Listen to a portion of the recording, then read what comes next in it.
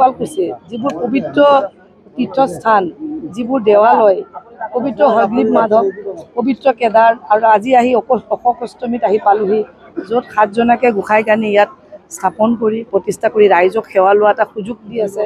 ইয়াৰ পৰিচালনা কমিটিক মই ধন্যবাদ জনাইছোঁ। সুন্দৰ ব্যৱস্থাৰে ইয়াত ৰাইজক শান্তিপূৰ্ণভাৱে পূজা অৰ্চনা বা সেৱা লোৱাৰ সুযোগ কৰি দিছে।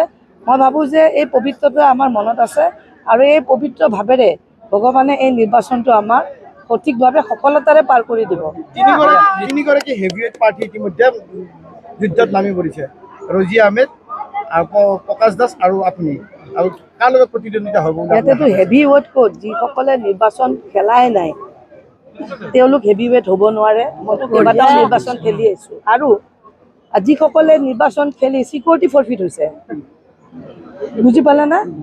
এটা হ'ল কোনোদিনে নিৰ্বাচন খেলাই নাই, খালি তেওঁলোকে কি পথেৰে কি কৰিছে এইটো ৰাইজে জানে, আৰু এটা হ'ল নিৰ্বাচন খেলিছে চিকিউৰিটি ফৰফিট হৈছে। এতিয়া হেভিৱেট থাকিলনো ক'ত? এইটো আপোনালোকে কওকচোন। মইতো কেইবাটাও নিৰ্বাচন খেলিছোঁ, ৰাইজৰ বিশ্বাসে মোৰ ওপৰতহে আছে, বেলেগৰ ওপৰত নাই নহয়। এনে ক'লে হ'ব নেকি? মই স্থানীয়, মোৰ হাজো বোৱাৰী, মোৰ শ্বশুৰবাৰী, গল্ডিগোলাত মোৰ ঘৰ, আৰু মই কেনেকৈ হ'লোঁ?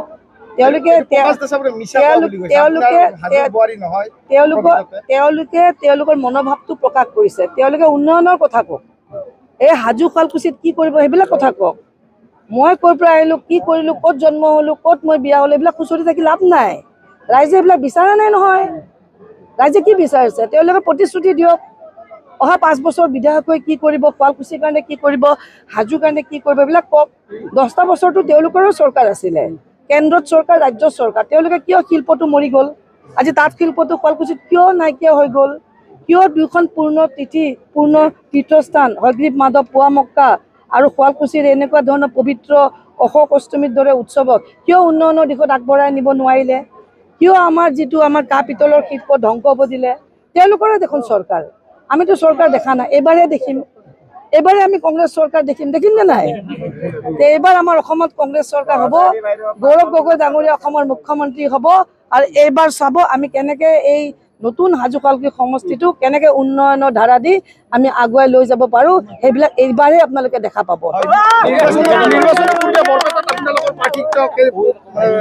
সেইটো তেওঁলোকৰ টেকনিকেল কিবা হৈছে চাব, সেইবিলাক বিষয়ে মই ক'ব নাযাওঁ। দলে সেইবিলাক চাব। মই মোৰটো জানো, আৰু মই এইটোৱে কথা ক'লোঁ, মই চুকে কোণে ঘূৰি গৈ মই ৰাইজৰ বিপুল সঁহাৰি পাইছোঁ, আৰু নিশ্চিতভাৱে মই মোটামুটি 1 লাখ ভোটত জিকিম।